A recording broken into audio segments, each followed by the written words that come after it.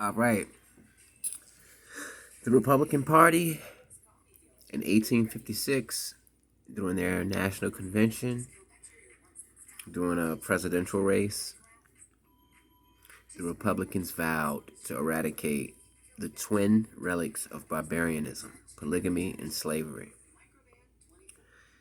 So at that particular point in time, the Republicans were anti-slavery, and they actually considered polygamy to be on the same level as slavery. They considered it a twin of slavery in terms of sin.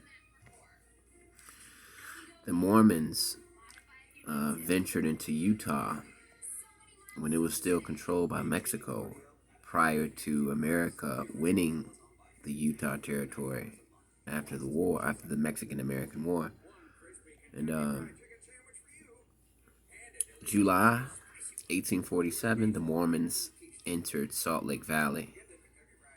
At the time, Mexico owned it.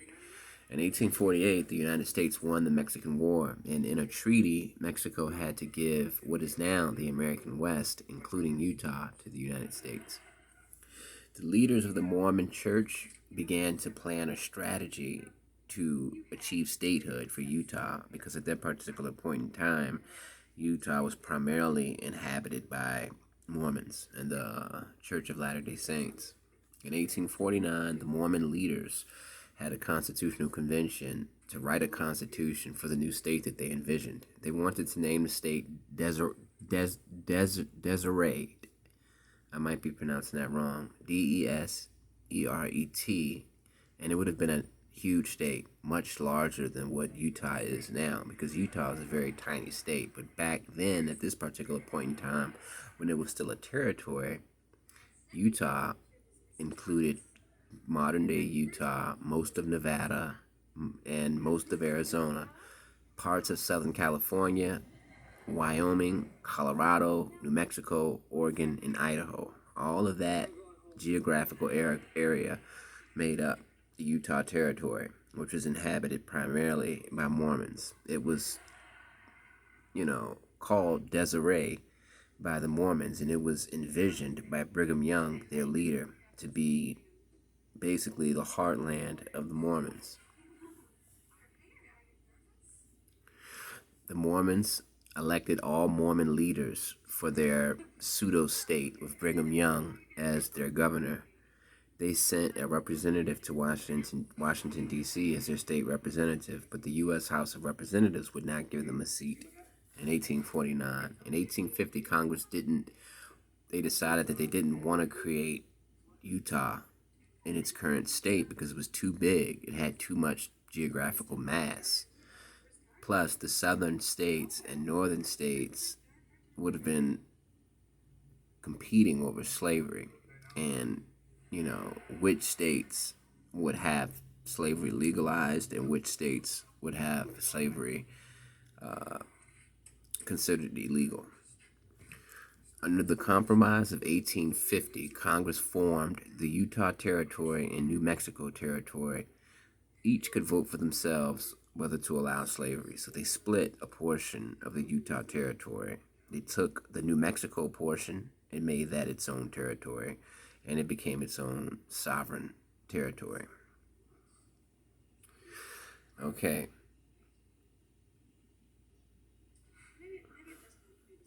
President Millard Fillmore appointed Brigham Young as territorial governor. He also appointed other Mormon and non-Mormon officials. Mormons didn't like some of these appointed officials. They wanted to be able to elect their own government, which included all Mormons. In order to do this, Utah would have to be a legitimate state, not a territory. If they became a state, they would have representation in Congress. But it was hard for them to do that because the United States government, in particular, the eastern states, didn't want that to happen, because the eastern states thought that if Utah became its own state, then it would just be another state that might have slavery. In 1852, the Church of Latter-day Saints announced to the public that polygamy was a primary belief within the Mormon Church. And after this announcement was made in 1852, the country was shocked. People were disgusted. They already didn't like this little small group of outlaws who seemed like they were trying to start their own little country. But once they found out that they were into polygamy, and that was the basis of their religion, the next 38 years, that particular issue of polygamy prevented Utah from becoming a state. In 1856, the Mormons wrote another state constitution, but by then everybody knew that they were into polygamy and they were very upset about it. The Republicans said it was barbaric and a twin of slavery. And at that particular time, the Republican Party was similar to what the Democratic Party is now. And the Democratic Party back then was actually pro-slavery. Brigham Young was removed as governor of the Utah Territory in 1858. And the president of the United States at the time, Buchanan, actually sent a 2,500-man army and a new governor to the Utah Territory, Alfred Cumming. And a potential war could have started between the Mormons and the United States over this issue of polygamy and over this struggle for statehood by the Mormons. In 1862, another constitutional convention was formed, and this was the third time that they had formed a new constitution.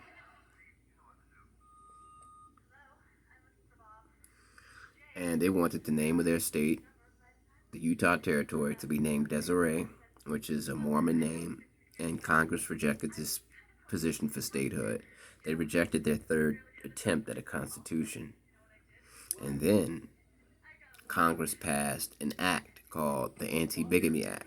And this act prohibited polygamy in the territories and then basically disincorporated the Church of Latter-day Saints in terms of preventing them from having the religious authority to make their members polygamous. In 1867, in January, the Utah legislature pioneered or petitioned Congress to repeal that particular act and asked again to be let into the United States as a state. They said, hey, look, we want to be a part of the state and we want to keep polygamy as one of our beliefs. We know you guys don't like it, but please allow us to be a state. It's going to benefit you guys. We're going to pay taxes. It'll help the country. The Congress said no. In 1869, the completion of the Transcontinental Railroad ended Utah's isolation because the Utah Territory at this particular time was outside of the primary country. It was on the outskirts of the United States, and it wasn't really included in the mainstream part of the country. They were considered on the outskirts, and they were considered outsiders, and they were considered outlaws, and they were considered these weird people outside the country who were into this weird polygamous stuff.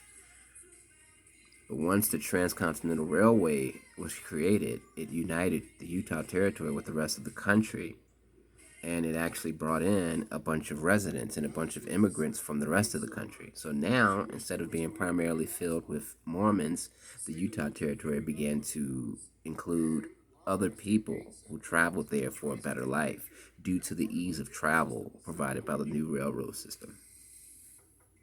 Tensions between the Mormons and the non-Mormons were thus created because now you've got these two opposing people living together who disagree strongly with each other on religious ideologies and the main issue of polygamy.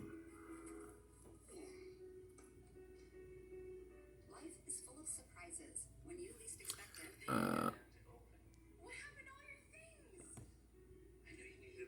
In 1874, Congress passed the Polygamy Act, which gave authorities more power to successfully prosecute polygamists, because now that the Transcontinental Railroad was created and it brought in all of these non-Mormons from other parts of the country, non-Mormons began to get positions in government. And now that Congress has passed this Polygamy Act, it's given them the authority to prosecute polygamists. In 1879, the Supreme Court upheld the constitutionality of a federal law against polygamy. So the law making plural marriage a crime was found to be valid. The Mormons were upset about that Polygamy Act that was passed, And every time they would get arrested, they would challenge it within the courts until it rose all the way up to the Supreme Court. And the Supreme Court continuously said, look, you guys can't be polygamous. In 1882, Congress passed the Edmunds Act, and it made polygamy so outlawed that polygamists were banned from voting, holding public office, and serving on juries.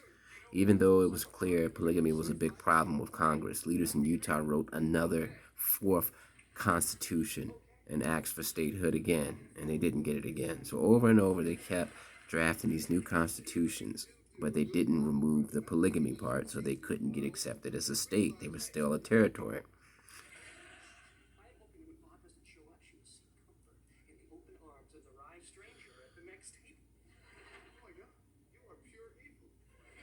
In 1887, Congress passed the Edmunds-Tucker Bill, and this bill allowed the federal government to confiscate Mormon church property and take away the right of Utah women to vote. So at this point, the Utah Territory came up with a fifth constitution, and this one made polygamy a misdemeanor, a minor offense. People around the country didn't believe the Mormons really meant to abandon polygamy. So Congress, for the fifth time, did not allow them to be a state, because even though in this fifth constitution they finally made polygamy a crime, they made it a low-level crime, and Congress wasn't satisfied, so they kept them as a territory.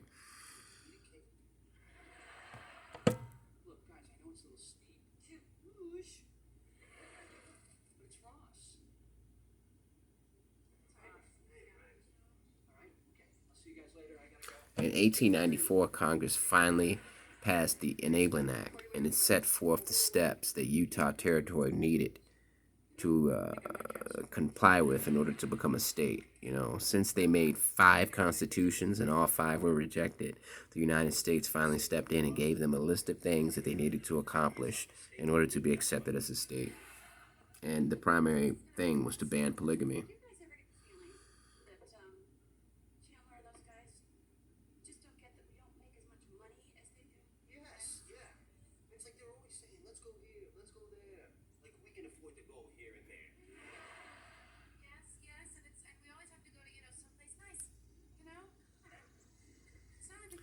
All right.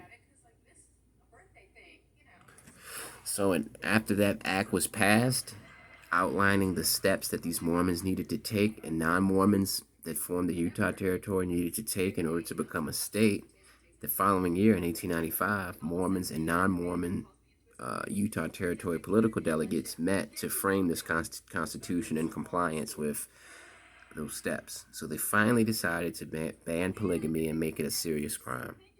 So in 1896, President Cleveland proclaimed Utah as a state on equal footing with all other states. Okay, so that was the process that Utah had to go through. Deseret was always the name used by Mormons to identify the Utah area. It took them about 48 years to finally gain statehood. It took 6 constitutions to finally get there. 5 of their constitutions were rejected, and the 6th one was accepted because they finally decided to ban polygamy as a very serious crime instead of just a misdemeanor.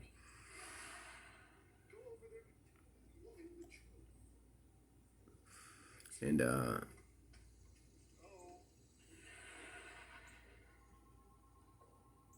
yeah.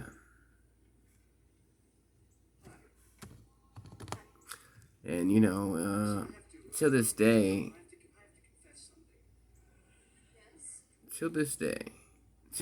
the Utah and the surrounding states is still dominated by Mormons. The number one religion in Utah is still Mormonism. But what the Mormons did to sidestep the polygamy issue was go to Mexico. Mexico actually invited them into their country because they wanted them to become Mexican citizens and contribute to the government and to the society by paying taxes. And since the Mormons initially came into Utah when Mexico still owned it, they formed a relationship with Mexico because they were both in opposition to the United States. Mexico was mad because they were at war with the United States, and the Mormons were mad because the United States wouldn't allow them to become a state due to their polygamy. So that created some sort of bond that lasted years and years and years. And eventually Mexico invited the Mormons into their state and said, hey, you guys can be a part of our state. You can have your own land. You can pay, as long as you pay taxes, we are going to turn our head when it comes to the polygamy thing. So although polygamy is illegal in the United States, the Mormons, who are very, very, very serious about being polygamous, move and relocate to these Mormon camps that are in Mexico so that they can legally practice polygamy. And famously, the senator Mitt Romney has a large percentage of his family that owns these farm estates and these plantations in Mexico, where they are essentially all polygamous. And like one family might have about 80 members. They have different Romney farms, and each farm might have about 80 to 100 different people, due to the fact that the male husbands have 10 wives, 5 wives, 6 wives, and they produce a lot of kids. But Mitt Romney has distanced himself from his family in Mexico because he doesn't want them to stain his political ambitions. But yeah, Brigham Young, he was essentially the most important leader of the Mormon movement. And some notable things is the University of Utah was initially named the University of Deseret, which is the term that Mormons use to describe Utah. Deseret is the true Mormon term for Utah.